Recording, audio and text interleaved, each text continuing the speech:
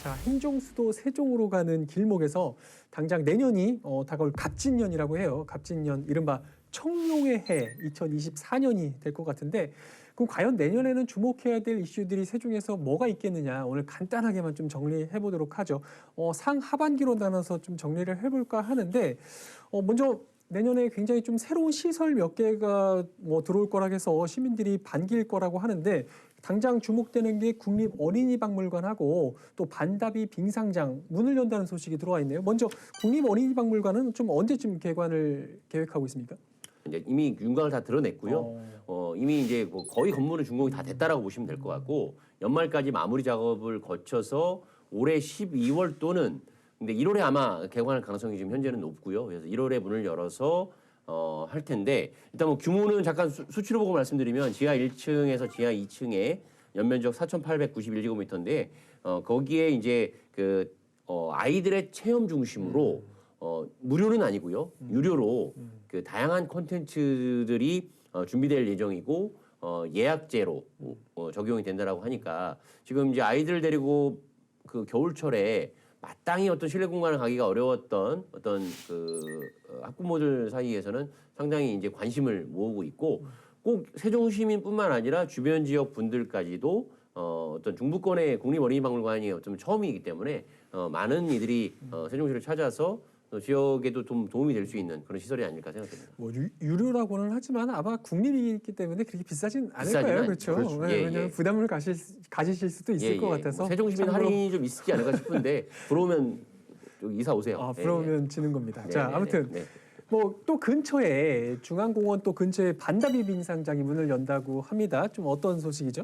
실내 스케이트 접하기 힘들죠. 그렇죠. 네, 접하기 힘들어서 하다못해 이제 시청 앞에서 이제 공원을 잠깐 마련해서 스케이트를 즐기는데 수천 명의 하루에 수천 명의 사람들이 몰려서 다녀갔었죠. 네, 즐겼었죠. 일단 반다비의 뜻을 말씀드리면, 강원도 평창에서 열린 겨울 스포츠 있죠.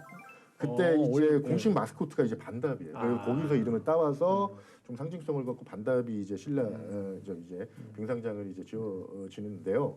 일단은 예전에 저희가 좀 아픔이 있었어요. 청주하고 이제 정부 지원 사업으로 이 빙상장을 유치하자 이렇게 추진하다가 청주에 좀 뺏겼었죠. 그래서 우여곡절 끝에, 그리고 입지 문제를 놓고 시민들의 반발에 부딪혀서 지연을 거듭하다가 이제 개관을 하게 됩니다. 그리고 내년 6월쯤에 이제 본격적으로 이제 뭐 프로그램도 만들고 이렇게 해가지고 6월부터 운영이 시작되는데요. 일단 규모를 보면 지금 1층, 2층 나눠가지고요. 샤워실, 뭐 수족운동실, 링크장, 그리고 관람석 규모가 한 304석 정도 돼요. 그리고 또 장애인용으로 만들어져서요. 모든 남녀노소 그리고 우리 장애인들까지 이용할 수 있는 그런 시설이 됐다는 데에 있어서 세종시가 시민들이 행복하게 즐기면서 살 수 있는 도시라는 게 한 단계 업그레이드되는 계기가 마련됐다.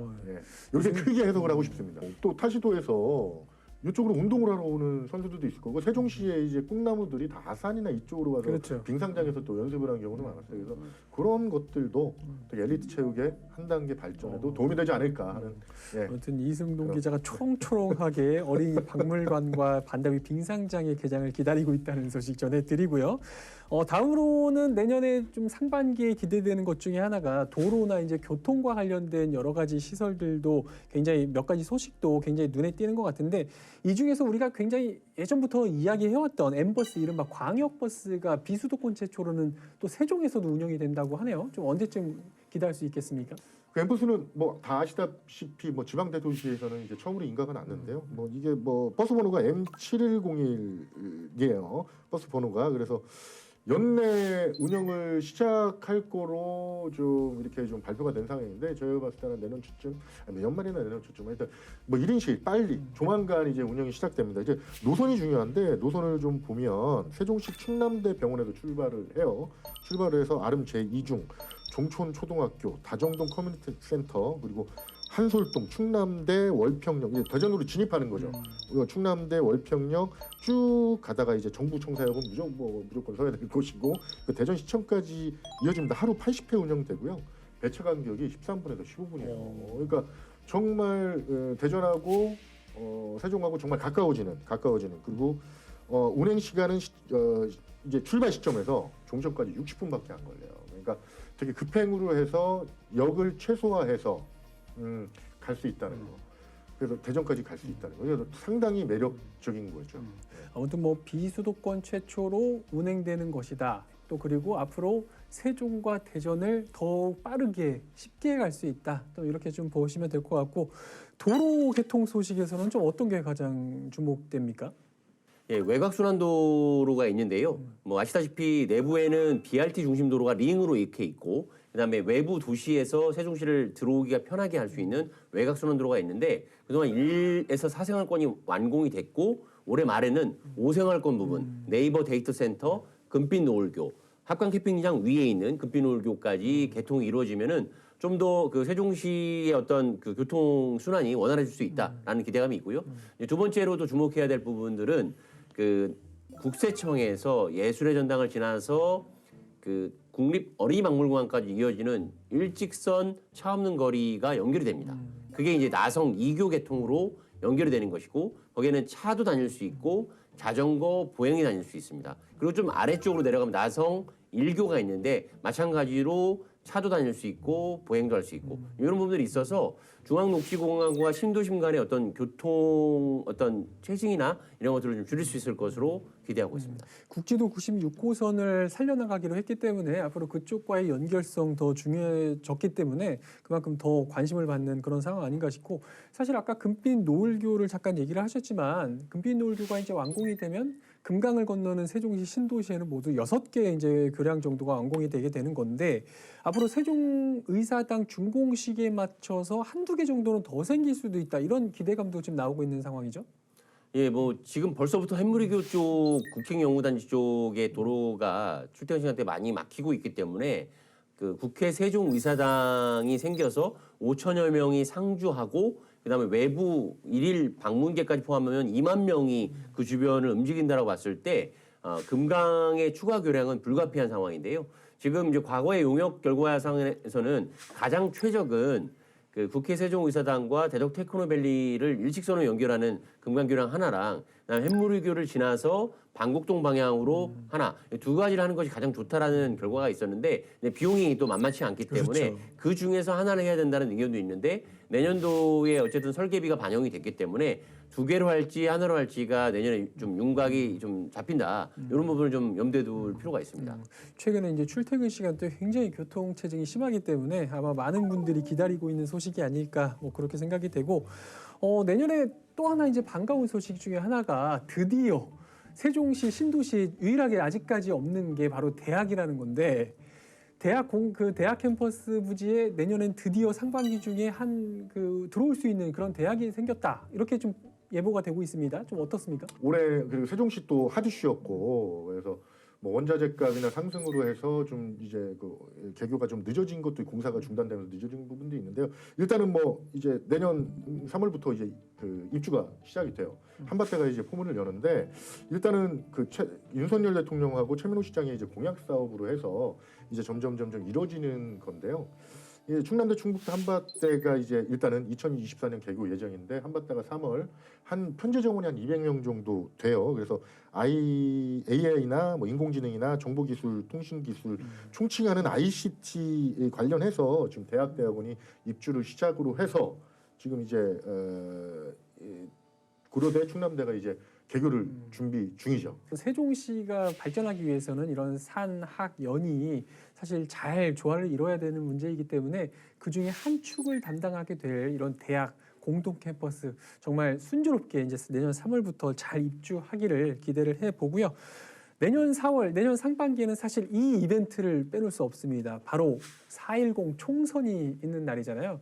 사실 뭐 저희 기자들은 더 바빠지는 시기이기도 한데 시민들 입장에서 또 유권자들 입장에서 본다면 정말 이 굉장히 중요한 선거 아니겠어요? 앞으로 이제 또 4년 동안 더 먼 미래까지의 세종시 발전을 책임지실 분들이기 때문에 굉장히 잘 열심히 이제 준비를 하셔야 될 것 같은데 어떻게 보십니까? 4.10 총선을 간단하게 좀 예측한다면? 총선과 대선을 통해서 그 국가 정책이 정해진다는 거. 그 총선에서 나오는 공약이나 어떤 뭐 정책들이나 이런 걸로 해서 정책 싸움이 이루어지면 더 좋지만 그런 것들로 인해서 국가 정책이 정해진다는 거. 그렇다면 세종시가 한 단계 발돋움할 수 있는 업그레이드 될 수 있는 그런 계기를 마련할 수 있는 게 이제 4.10 총선이란 말이에요. 그래서 저는 주목해야 될 게 일단 국회의원들의 사람 능력. 그러니까 뭐를 보냐면 입법 능력.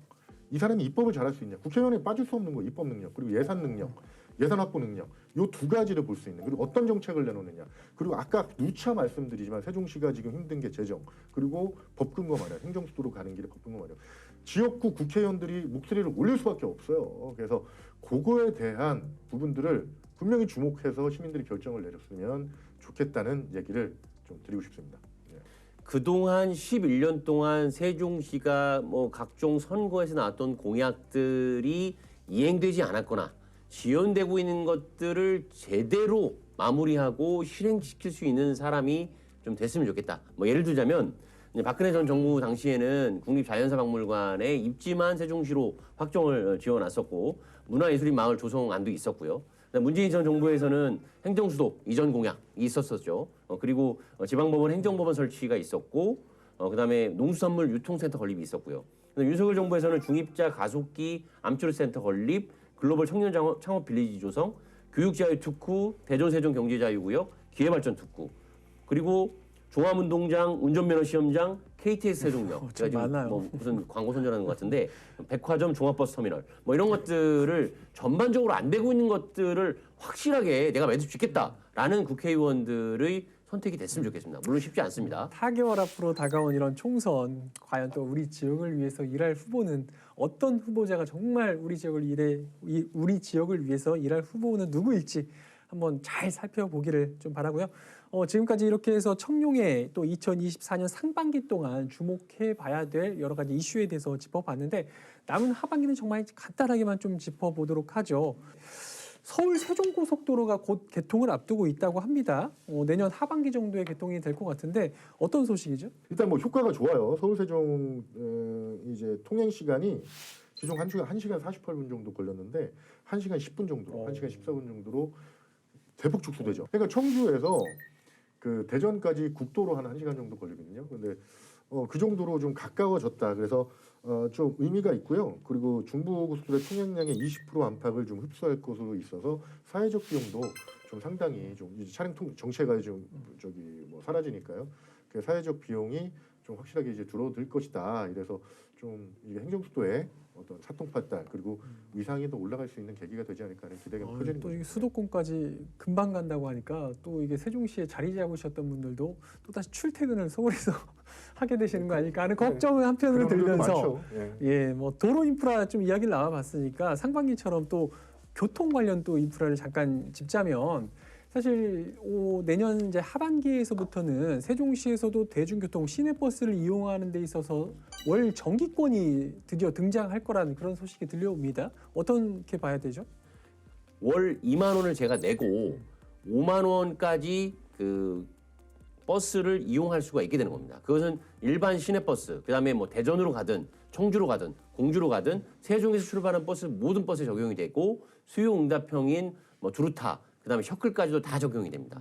그리고 더군다나 제가 좋아하는 어울림도 공짜로 탈 수 있다라는 뭐 이런 부분이 있습니다. 그래서 네. 뭐 그런 부분에서 5만 원까지 탈 수 있다라고 하는 그런 장점이 있어서 그게 이제 내년 9월에 도입이 되면 근데 관건은 과연 그 자가용 이용자들이 내 차를 내놓고 이용 패스로 가볼까라고 하는 것이 얼마나 넘어올 것이냐. 저처럼 이제 걷거나 자전거 타기 좋아하는 사람이 저 사줬으니까 그냥 저걸로 갈아탈까? 그러면 이제 걷지 않고 자전거 타지 않고 버스를 탄다고 하면은 효과가 퇴색이 되겠죠. 그래서 뭐 그런 부분에서 주목해서 봐야 될 제도라고 보시면 되겠습니다. 시내버스 무료화 정책 철회에 따른 이응패스 정기권 결제 도입 과연 어떤 시민들에게 어떤 반응을 보일지 어떻게 많이 굉장히 호응을 살지 한번 지켜봐야 될 것 같고요. 이 밖에 지금 이응패스까지 또 이야기가 나왔는데 이 밖에도 내년에 좀 주목해봐야 될 세종에서 좀 주목해봐야 될 그런 이슈가 있다면 한 뭐 간단하게 좀 정리하면서 오늘 이 시간 마치도록 할까요? 예. 일단 뭐 다른 경기도에도 그 이 기업의 그 물류센터가 있긴 한데 그 세종시에 지금 올해 그 소위 말해서 좀 저렴한 가성비 좋은 상품 판매하는 곳이 있잖아요. 그 기업이 물류센터를 이제 착공을 들어간다고 해서 좀 북쪽 지역에 그게 조금 고무적인 소식으로 좀 남아 있고요. 그리고 뭐 하반기 들어서 뭐 이제 우리 일상하고 연결된 뭐 도담 어진지구대가 호수공원 근처에 개소를 할 예정이고 오, 예. 운전면허 시험장이 소담동에서 읍면으로 바뀔 수 있다라는 가능성이 있다라는 거. 그다음에 이승훈 기자가 관심이 좀 많은데요. 나성동 위락지구에 대한 최종안이 밑그림이 나온다는 거. 거기에 뭐 호텔이 들어설 수도 있고 뭐 여러 가지 다양한 또 위락 기능들이 좀 들어설 수 있다라는 하는 부분이 있고요. 그다음 유보통합 의제가 본격적으로 어떤 시범지구로서 실행을 앞두고 있다라는 것. 그다음에 이제 또 하나 중요한 것은 정보세종청사 옥상정원의 3단계가 본격적으로 조성에 들어간다는 거. 그래서 그게 이제 2025년 정도에 만약에 완공이 되면 3.5km 세계 최장 기네스북의 모든 어떤 길이 열린다라고 보시면 될 것 같습니다. 지금까지는 3단계는 2단계, 없었나요? 2단계까지만 그렇군요. 언급됐습니다. 저도 잘 예, 몰랐던 예, 예. 소식이네요. 내년에도 스펙타클해가지고. 아무튼 뭐 재밌네요. 내년에도 네. 시민들을 위한 여러 가지 이제 정책들이 곧 선보일 예정이라고 하니까 기대를 좀 가지시면서 자 이렇게 해서 그동안 메가 서울론에 따른 행정수도의 위기론과 진단을 해봤고 내년에 또 주목해 봐야 될 여러 가지 이슈에 대해서까지 언급을 해봤습니다.